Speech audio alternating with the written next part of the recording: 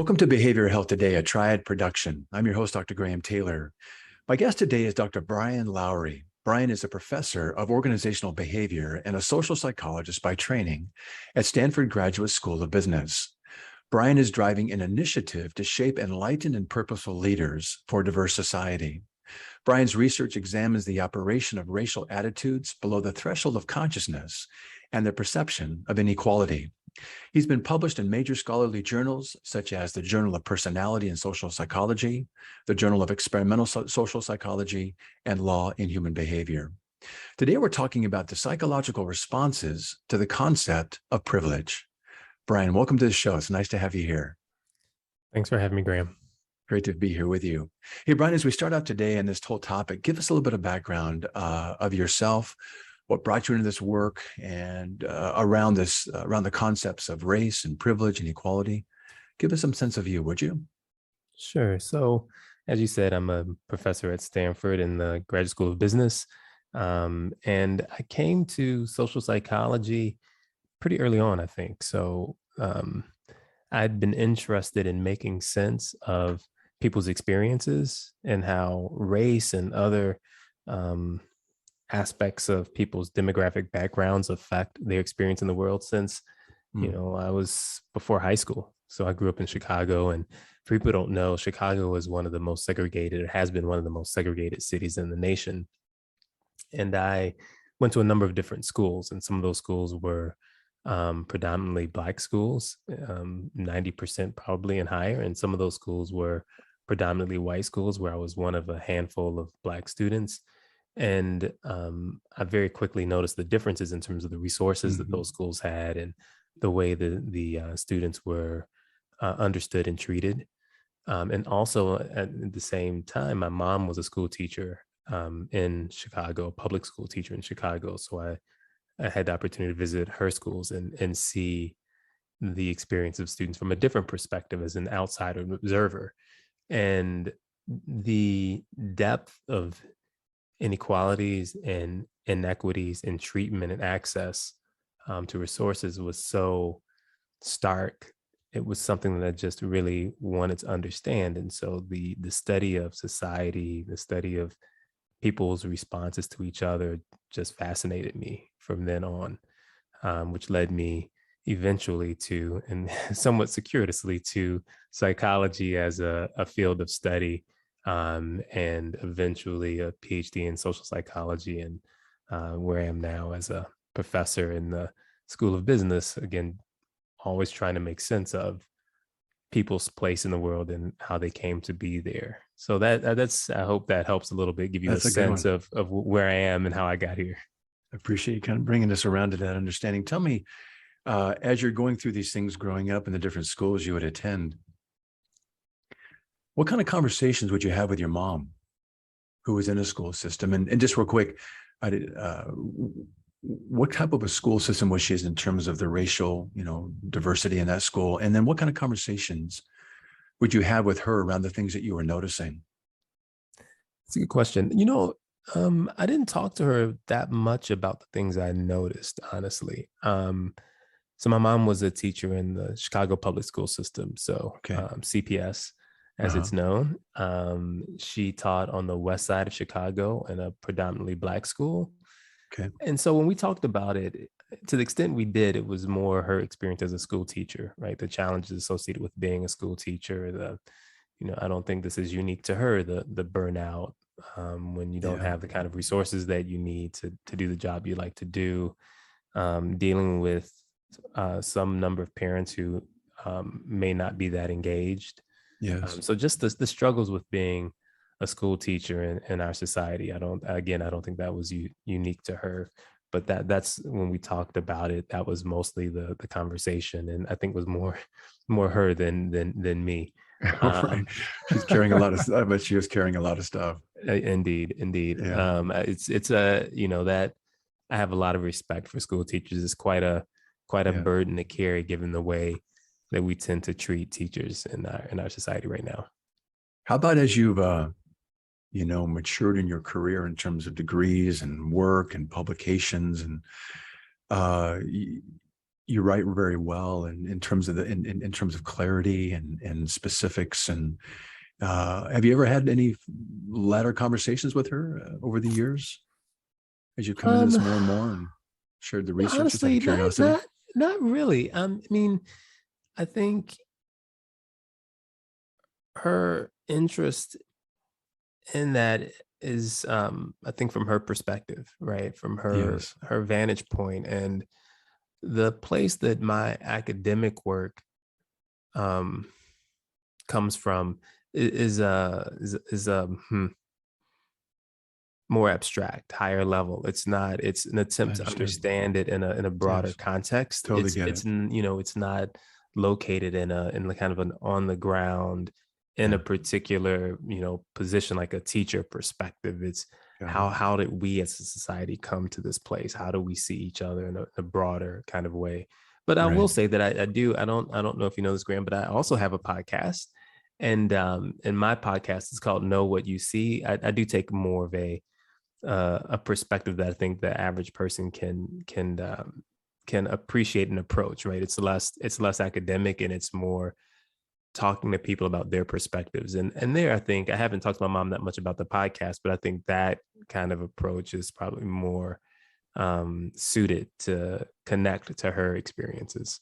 Yeah. Very good. As we're talking about how we see each other, you and I are, maybe we can kind of hone in a little bit on this idea and this concept of privilege. And as we start out, could you anchor us in a working definition of privilege? Yeah. So what I would say, and I don't want to present this as a technical definition, but as a place to start and think about privilege. What I mean is advantages or benefits that we enjoy that are connected to demographic characteristics Hmm. or societally imposed identities as opposed to what most people would think of as internal attributes.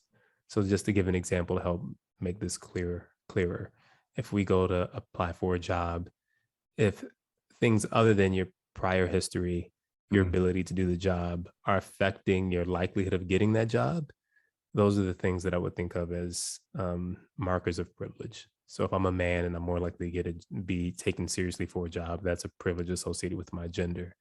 If I happen to be white and I'm more likely to get approved for a loan, that'd be privilege associated with my race.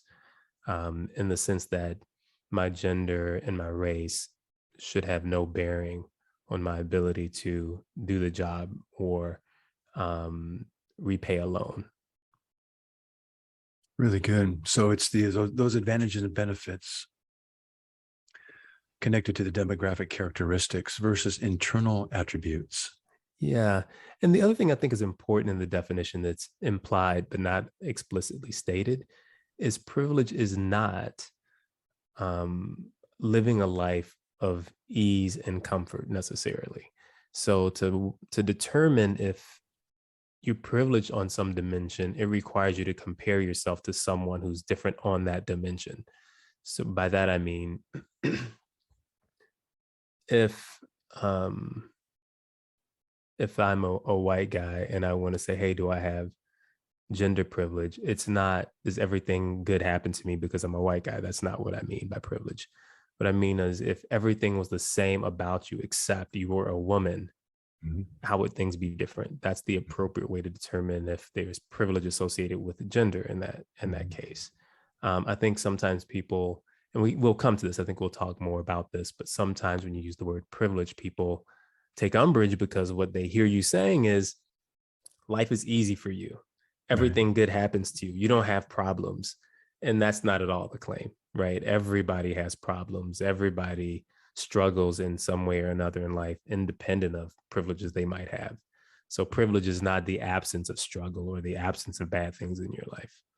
Yeah, you said before very well in your writings, and I would really encourage, you listeners to take a look at some of the writings that Brian has put together, and we'll include those on our podcast as links for you. But you're not saying that, let's just use race for a moment, that whites don't have hardships, that they haven't gone through difficult times, that they haven't pulled up their proverbial bootstraps and overcome adversities, et cetera. You're not saying that at all.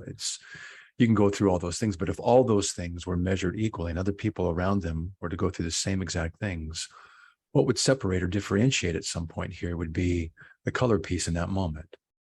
Exactly. So and this is, I think, really important.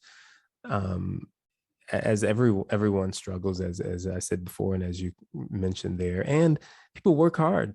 People Yes. really put effort into their lives, and people, I believe people should be rewarded for those efforts and the talents they bring to the table, and that includes everyone. So their white men are working hard too, and struggling with challenges, and those things are real and meaningful, and I don't in any way diminish that. So Yeah. no matter what your category, I'm not diminishing the effort that people put in, the talents that they have, the struggles that they face.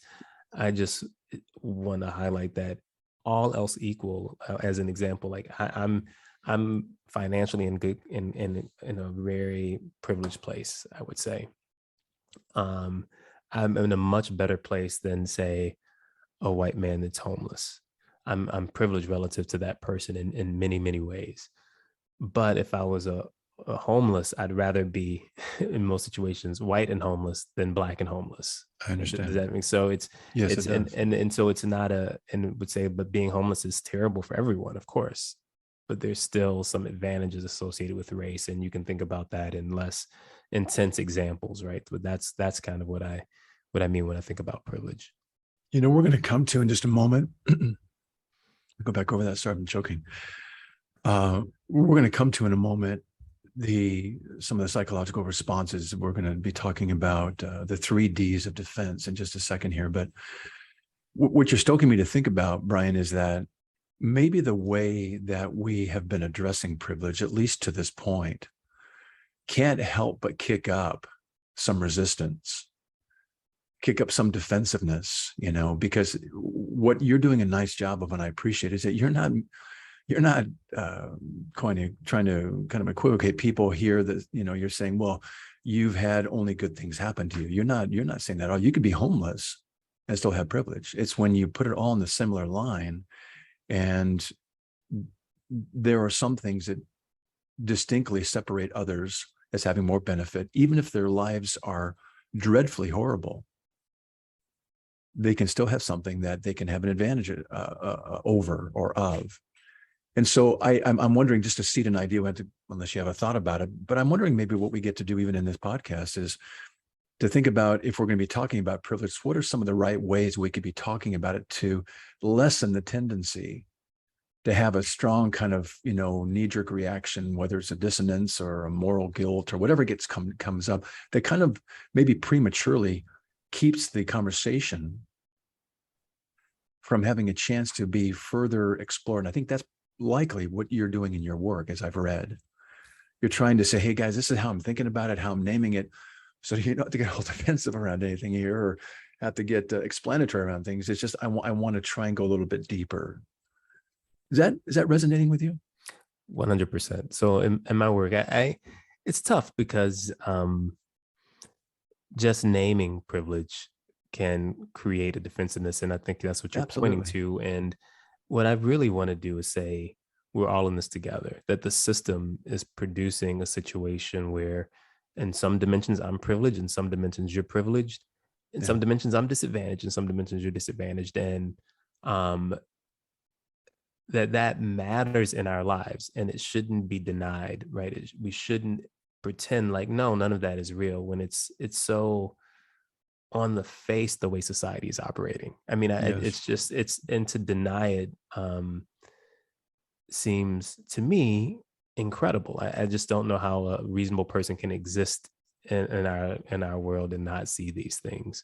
Yeah. And so I think the way you how do said we engage with it? I think that's it right there. Yeah. I think it's how do we engage with it? Where, I mean, if you're going to take therapy just for a second, people struggle when they come into therapy, when they have to address those things that create anxiety. What do? We avoid it, we distance, we defend.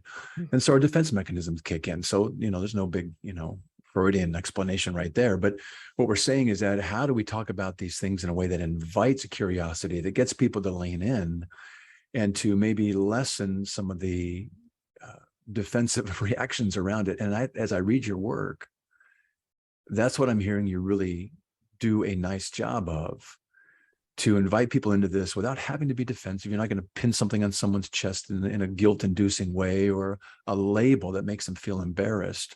You're trying just to get them to broaden their perspective and maybe take some blinders off that they don't understand that they have on. And I really admire that. Yeah, I think, what I think generates defensiveness is that the idea of privilege has this moral implication for people. It's Right. as if they don't deserve what they have, as if they're Yeah. bad people.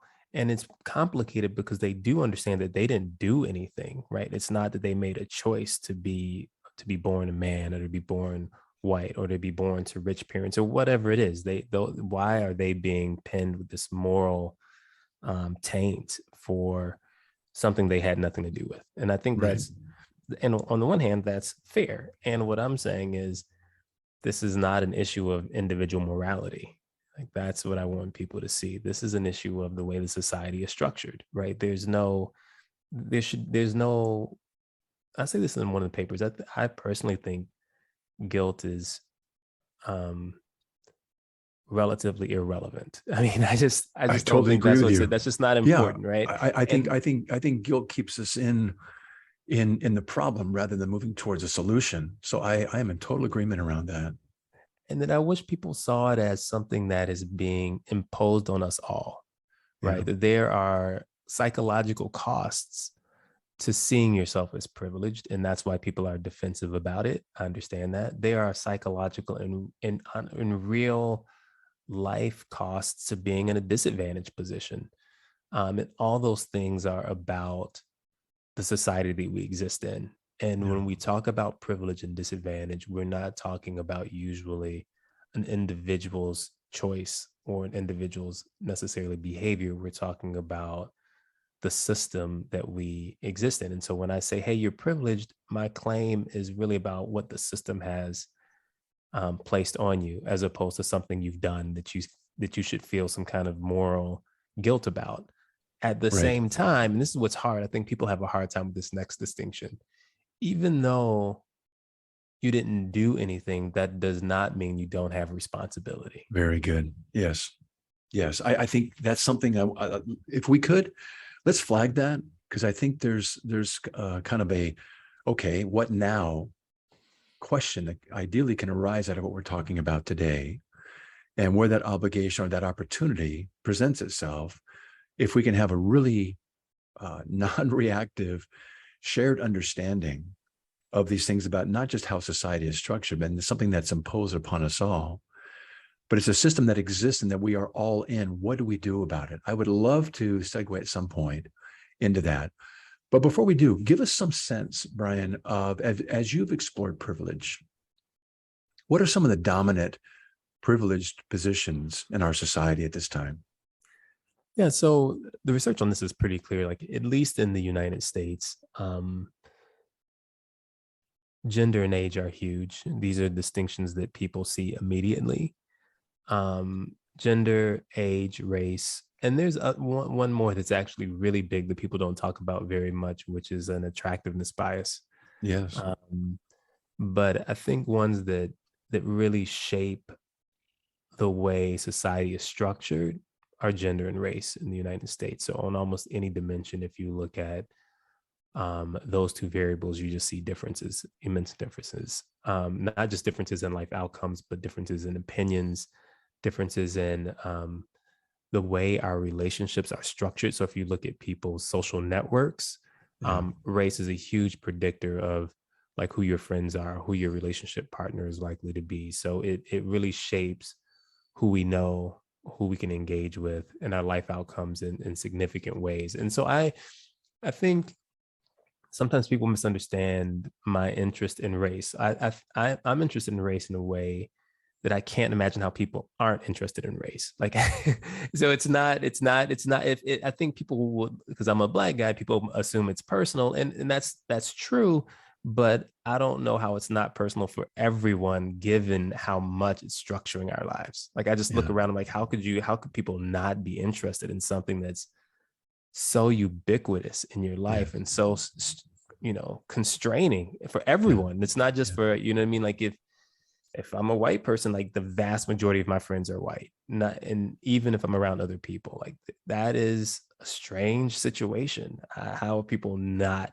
I'm always surprised that people aren't more curious about it, given how present it is in our day-to-day lives.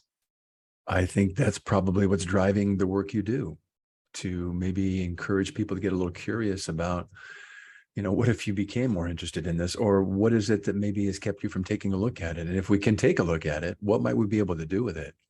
As you talk about that piece of it, and you're finding maybe some conversations that you've researched and seen take place, there can be some psychological responses. You've defined it as the 3 Ds of defense. What are you seeing people's responses being when this topic comes up? Yeah, when you talk about race, particularly with white people, because of the way, again, it's not. I just want to be clear at it, because sometimes people get confused about race. I'm not an essentialist. By that I simply mean there's nothing special about being white or black except that except for what we create in society. That's what I believe. Meaning, so when I say white people respond this way, what I mean is people who are seen as white and treated as white, not people who are born with a certain skin tone or hair texture. Like that's just not. I don't. The genes are not relevant to me. It's the social meaning associated with the way you look. Yes. Um, and so people who see themselves as white, when you start talking about things like race and privilege, it makes many people deeply uncomfortable. Yes. And the response first is to deny there's any difference. Right? Right. There's no such thing as privileged. I'm not privileged. Look at all the hard things I've had in life, the bad things that have happened to me, which are all true. Like, so people aren't making them up. They are pointing to real hardships and struggles. It's just not relevant to the existence Yes. of privilege or the reality of race in the country. If you get past that, then often what people will do is say, yeah, yeah, that exists. Race is a thing, but I'm not like, other white people, or, I don't think of myself as white, or some way of trying to distance themselves from what I assume they perceive to be the taint associated with privilege, or the the at least implied aspersions as a function of being white. So they try to distance themselves from the group. And when they can't do that, when those things fail, then they move towards trying to actually what I call dismantle the privilege, in Mm-hmm. part because it's uncomfortable, right? If it's like saying I gave you something that is very valuable, but you don't feel like you deserve it. You're embarrassed to have it, Yeah. and you think that other people are judging you when they see you with it. It's a way of trying to like give that thing away. Like Yeah. I'm gonna do what I can to rid myself of this burden Mm-hmm. by giving it away. So that's when I talk about dismantling, that's how I think about it, that the cost, the psychological cost in terms of how people view themselves, the fear that other people are judging them, that those moral costs are such that when they can't deny them or distance themselves from them, they work to try to eliminate the connection. It's by giving it away or pushing it away. This idea of those responses, 3 Ds, is the denial, the distancing, the dismantling. As you've talked to folks, and their responses tend to be this: why would they have to have those responses? And maybe that's the $100,000 question here. Is why do they have to have those responses versus other responses? Why are they having those ones? Is it what you just mentioned? Maybe they're unknowingly, unconsciously feeling judged, or they're feeling like what they've got is questioned, or they feel like all of a sudden they're kind of a guilty because they feel maybe I've deserved something. Why those responses have you found? Because we live in a society that glorifies the individual. We believe that like we exist independent of other people, that everything we have is purely Very good. deserved or not. Very good. And when Merit. when someone tells us like, no, you didn't deserve that thing, that uh it challenges our sense of ourselves. It challenges our personal virtue. Um, and so it has to be managed. It generates a defensiveness that has to be dealt with. I which could by the see way, that. yeah, Yeah, which go. by the way, I think is a honestly quite strange that we hold on to this idea that we exist as islands in some way in society. Um, this idea of like meritocratic, deservingness, like everything I have should really just be a function of my hard work and talent when we know that that's just not true. As an example, like parents strive to give their kids every possible advantage because they know they don't just say, "Hey, you're here. Good luck. Right, Work hard, and we'll see where your talent takes you." No, they do everything they can. They give their kids lessons. They put their kids in this thing. They try to get their kids in the right schools. They push them sure. to because we know that's just not how it actually works. But somehow we behave as if the individual is the sole source of their own outcomes. Really good. So when you're challenging people just to take a look at this, it's it challenges a couple of things. One is, well, you're questioning something that I've worked hard for, and therefore through merit I should be experiencing. Got it on my own, the individual piece of it. The other part is maybe part of a message, and I'm looking as we talk today to think about ways these conversations can happen with a less defensive response coming from folks. I mean, that's one of the arts of therapy. How do you bring these things to people and allow them to sit with the dissonance without having to defend against it, but instead to look into it? Because with that understanding, that awareness, then we can look to move towards change. And one of the things I would imagine is hard is when people feel like the advantages they have and the things that they have attained or gotten, given, whatever we want to call it, somehow they don't deserve. And I would imagine that would have kind of a recoiling effect if someone's told, well, you don't deserve anything you've got because you really didn't get it by yourself. What's your sense on that? I think that's exactly right. I think there's something a bit toxic in the way we understand deservingness. Um,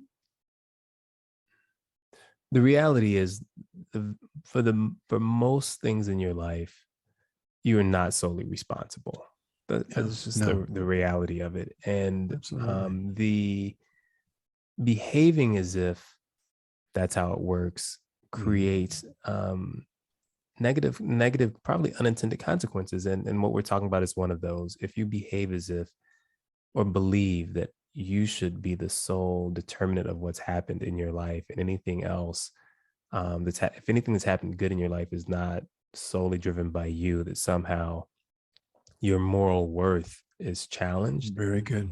Yeah, very that's going good. to be deeply problematic. And what Yeah, I want to do is say that's just the wrong way to look at the world, right? We all are subject to luck, other people's behavior, forces that are outside of our control, and that affects our lives. And I think on one hand, you can say, look, and most people I think would recognize this.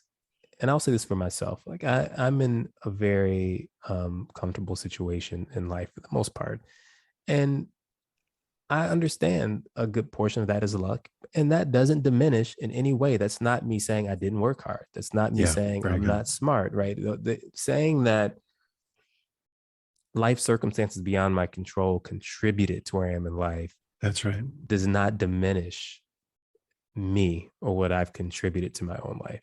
And I think if we can understand that, then it gives space to say, okay, what things are we uncomfortable with in society that are affecting people's lives, and how might we change those, right? In a way that isn't so personal. It isn't like it doesn't call into question your worth or your morality. It's just a recognition of some, imperfections and negative aspects of the way the world is currently organized.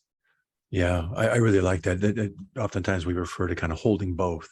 We're afraid that if I acknowledge this, is going to cancel out the other thing, and so I become defensive around that. And we're just saying if we can hold both those things that have contributed to my life that I've had maybe no role in. With let's use the two you've talked about so far, race and gender. I have no say in that. And while I don't need to be, guilty around that or apologetic for that, I get to say, well, that's something that's been part of my life. And at the same time, you're also saying we can also hold what you do with the opportunities that you're given. like what you've done, what I've done, others have done. So holding both is really kind of an opportunity, isn't it? It is. To, I think, further explore, because no one has to defend against anything. We're just holding both. And then we get to lean into something where there can be a broader meaning given to these concepts you're describing to us. Yeah, and I think to the extent that morality comes in, I think it comes in when you are making decisions about how do you think about the way the world is organized. Mhm. If being a man, I'll just talk about myself. If I look around and say like, yeah, I benefit from being a man in ways that have nothing to do with choices I've made or talents I have, how do I think about that? How do I feel about that? What should I want to do about that? And am I willing to honestly pay a little price to make the world a better place if I think that the way things are currently organized around gender are not right? And I think that's really tough. That's the part that I think people, even people like me, sometimes don't want to say out loud that, yeah, if you're privileged, it's going to cost a little bit to dismantle that. The question is like, are you committed to a world that you think of as more just? And like, what price are you willing to pay for that? And I think that's tough. That's hard for people to really to see. And Give I me an can talk about. example. No, I was I'll going give to you. say, I'll give you an yeah, example. I'll give you an example yeah. that's like actually I was one curious that's about not the race or cost. gender. It's Yeah, not race or gender, but I think that people could understand. go ahead. Um, think in terms of economic opportunities. Yeah. If if I had a kid, I think that let me start with I think that huge differences in outcomes in life because of parental income or wealth, that seems not right to me. Like I don't think that's appropriate. If I had kids, which it turns out I don't have kids, if I had kids, it'd be easy to want to transfer whatever wealth I have to them. Okay. And the question is that the kind of world I really want to live in? What does that look like? Should my kids have more opportunities than someone who has less economic resources? And I personally, this is really me, Brian. I would say, no, I don't. That's not to me. That's not the world I'd like to live in. And so then the question becomes, all right, what would you do about that? Like, what are you willing to do? Like, are you willing to pay more taxes to support people, to support children who have where their parents have less resources? Are you willing to forego some of the what you would transfer to your children to personally engage with that inequity? It's I think when the rubber meets the road, you'll see like how committed you are to a more just world, if that's something that is of value to you. And to me, the questions of ethics or morality comes in there. It's not at the point of the fact that you have money or the fact that you're a man or woman or the fact that you're white or black. That's not the point at which you should feel morally suspect. The point at which you should morality comes in is when you can make decisions about what that means and how that operates in the world. Yeah, I like that. So this is, we're talking about moral obligation here. You're talking about what costs are we individually, maybe collectively, willing to experience and sustain if we're going to try and make some changes here that might be causing us to rethink what we just inherently tend to do. For example, do I give my kids all my inheritance, or do I find different ways to spread this and make this make these decisions so that I can morally and ethically respond to what can I do to change the world in a larger way? And in doing so, there's a message in that even to my kids or those around me that I'm making these decisions through. I like that. Yeah. So I would, again, yeah, the simplest way to say it is like who you happen to be doesn't dictate your moral standing. It's the decisions you make about how you exist in the world that do. That's what I'm saying. Yeah. And so it's when we talk about privileges, I think people get worked up, as we've already discussed, because it's as if their moral character has been called into question based on characters they have no control over. And I Mm-hmm. think that's a fair concern. And I think that's a misreading of what at least I mean by privilege. I don't judge anyone based on just who they happen to be. I think it's their commitment to moral values and how those exist in the way they live that I would judge to the extent I Yeah. judged anything. Was we're talking about the concept of privilege and an opportunity. We're kind of leaning into it right now about ways that we can change this. You're talking about there's some ways to make some ethical, moral, really obligatory decisions if we really want to change some of these things. How would you like to see folks that have advantages, these opportunities, these privileges, understand and believe about their privilege? And what you might like to get to see them just internally begin to think about differently. The first thing I would do is draw a distinction between charity and moral obligation.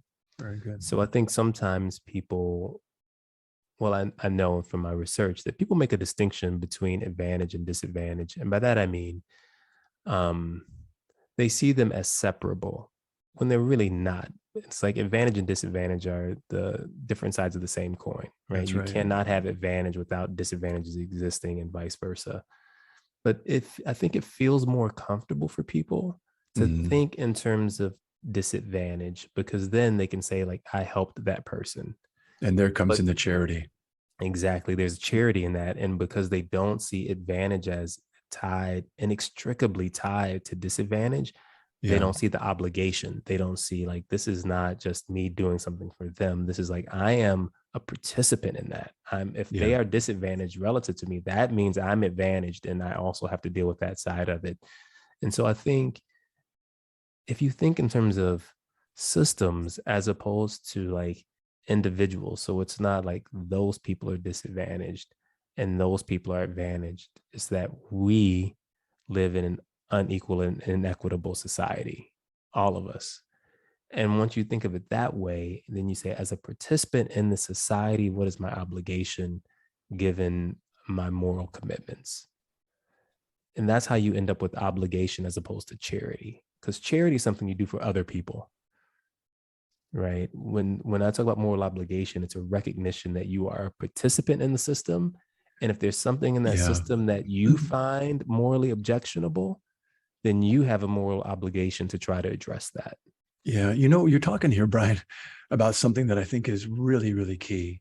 And I think this is part of what reduces any defensive responses. You're talking about things that are aspirational, that are virtuous. You're encouraging us to be better selves and to be driven by our morals. And we're getting into a pretty morally deficit society right now in a number of ways. And I think you're nudging and encouraging, not even nudging, I think you're kind of shoving and kind of pushing this idea that what if we were morally better? Let's keep it simple. What if we're just morally better? What if we saw things from more of a transcendent perspective that says if we're all in this together and there are this inherent, differences here, how can we all respond in a morally, ethically, more virtuous, aspirational way and be better who we are individually, that collectively then gets to be a better whole? I love it. If I'm hearing this right, I really, really admire this perspective. That's 100% my approach, and this is why I'll go back to something I said earlier and tie it in here, which is this idea of existing as individuals or islands unto ourselves creates serious problems. Yeah. And it's almost certainly just false. I mean, it's just not how the world actually works. Yeah. And so once you take seriously that we exist in communion, in a society, Yes. in a system together, and then you think about your moral commitments, then it just changes how you engage with other people. It changes how you think about yourself and your own behaviors. Yes. I mean, and it also, in some ways, it's relieving. Like there's no reason to feel white guilt or guilt about being a man or guilt about being, having resources, because those are things that are part of the system you are engaged in and participant in, not features of Yeah. you as a person. They're not Yeah. things you've done. But then it changes once you accept that. It changes what your moral obligations are too. Absolutely. Yeah. That's really well put. I really, really appreciate this perspective and this kind of encouragement around being our best selves, and I think there's an opportunity to take our good and make it better and take our better and make it best. And that's what you're kind of nudging us towards here. I'd love to hear, I know we're kind of winding down here for today, but give us kind of maybe a story or something that you've had through your work and through raising awareness in the ways that we're talking about today, where you've seen the power of changed perception of privilege and what you're seeing happening as a result of some of those discussions and growing awareness. Yeah, I mean, it's hard to give a particular story of like change, right? Where the scale falls from someone's eyes and they on the road to Damascus or something. Like I don't. That's a good road. That's pretty bright light. I think you're the bright light right now. We're going to go blind for a little bit here before we get our sight back. I don't know that I have a story like that, but what I'll say is that I engage with people from all different backgrounds, and I think that people who do work with me, I'm frequently impressed. Because often my studies are on race, and as I said earlier, I'm fascinated just simply because of how much it organizes our lives. Yeah. And a lot of my collaborators are white, and so some of the stuff you talked about with white privilege, like that work, is driven often by white collaborators, and when they start to engage and do this work, obviously they come from a place where they're open to doing it in the first place. But when they start to engage and do this work, it's what's interesting is how little guilt that they have about it, how little discomfort there is with it, and how that actually diminishes as they engage with it more. And I think that could Absolutely. happen for everyone. Like as you engage with it more and understand it more deeply, it actually loses some of the like individual like pinchiness, or like for lack of a Yeah. better word, like Yeah. you don't think of it as like you anymore. You can see it in a clearer way. You see it out. It's like something that exists in the world that you're a part of, as opposed to something that exists in you. Yeah. And I think getting to that place really is, I think it would provide people relief, honestly. That's really good. I would totally agree with that. And I think that one way to think about this is engaging or thinking about the world as a system that you exist in, like a society that you exist in. It comes at a cost of feeling like every good thing you have is reflection of your personal virtue, sure. But I think what you get in return is um, being freed of some of Yeah.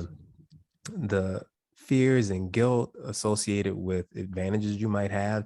And Right. maybe even more importantly, I think what you'd really get is a richer understanding of yourself. Like if Yes. you engage with people as participants in the system that you live in, as people who are contributing to who you are, like that's a much richer existence than feeling like you're an island unto yourself and you Yeah. just sometimes bump into other people and hear their stories. Like, no, those stories are your stories too. Like this, when you engage with someone and they're telling you what their life is, like Yeah. that is a part of the world in which you exist. That's a part of your life. Like that Yeah. is an incredible thing to see and to feel. And so It's I kind of think humbling, isn't it? it is like the In world is the an most beautiful amazing way. place. Yeah. And Yeah. so I just think that people are honestly being deprived of something when Yeah. they see themselves as somehow separate from the greater society in which they exist. Yeah. I love the way you're putting this. I think there's unknowingly they're deprived of something that could be much richer, much more rewarding and fulfilling if we could kind of free ourselves up from maybe some of our typical knee-jerk responses to this. And I think a conversation like this encourages folks to see that we can have conversations, that it can actually be freeing and relieving, like you said. I think that's very, very true. Brian, as we come, to a close on our time today, I just so much enjoyed this together with you, and we're going to have you back maybe to talk about some next steps and what can be done in addition, building off of what we talked about today. But as we begin to bring this to a close today, give us some resources. I would love folks to find out more about you, your work with the Stanford uh, Business School, and just the writings that you've done. I would love them to be able to follow up. I've read all of them, and they are very worth reading, and they're really informative. How do folks get in touch with you? Find out more Well, about you. and that's great. Thanks for that, Graham. So I have a website. It's called knowwhatyouSee.com. So know, KNOW, knowwhatyouSee.com. And that's also the title of my podcast. So if people are interested in just my general perspective on a number of kind of broad issues, the podcast is really, I think it's quite interesting. And it's less me lecturing and it's more me just being curious about Yeah. other people's experiences and being curious about what's going on in the world today and talking to really interesting people about it. So that's one place to go. And then there's if you go to my website, you can also get access to my academic writing, my scholarly writing. If you're interested in any of the particulars that we talked about privilege, there are quite a few articles on that. Everything from how people respond to being told they have privilege to how advantage and disadvantage affects kids' engagement in school. Right. So Got there's it. a wide array of things there if people are curious. And if you want, people can reach out on the website. There's a link and you can send me an email if you're curious. And one final thing, I do have a book coming out. It'll be All out, right. but it'll be a little while. It's set to publish in March. So I have a book coming out, and that book is more on the idea of how we're constructed in the social settings that we exist in. It's about how people affect us and help create who we are and how we Yes. also are creating other people. That's really good. Congrats on that coming out. I'd love to take a look at that. In fact, while I'd like to have you back between now and that time, we'll definitely make a mark in our schedule to have you back, hopefully maybe to promote that in some helpful ways and some interesting ways for our listeners as well. That's great. I just saw the title because I already do have the title. It's called What? Selfless, the Social Creation of You. I love that. I think that's where we are our best selves, in a selfless. We could even extend it maybe to kind of a servant leader or perspective in our lives, where we can really lead in those ways that really bring about change. Brian, I've so enjoyed our time today. It's been great to have you on the show. The things you've shared, as I mentioned, we're going to have you back. But for today, I so appreciate your time. Thanks for being with us. Yeah, thanks for having me, Graham. It was great. I really enjoyed the conversation. I did as well. Also want to thank you, our listeners, for joining Brian and me today. It's always great to have you with us. Regarding our episode today, I want to remind you that it and its resources and all of our other shows can be found on our webpage at triadhq.com/BHT. So check out our webpage, triadhq.com/BHT, and explore our archive of podcasts and other resource materials. Thanks again for being with us on the show, and we'll look forward to having you back with us next time on Behavioral Health Today.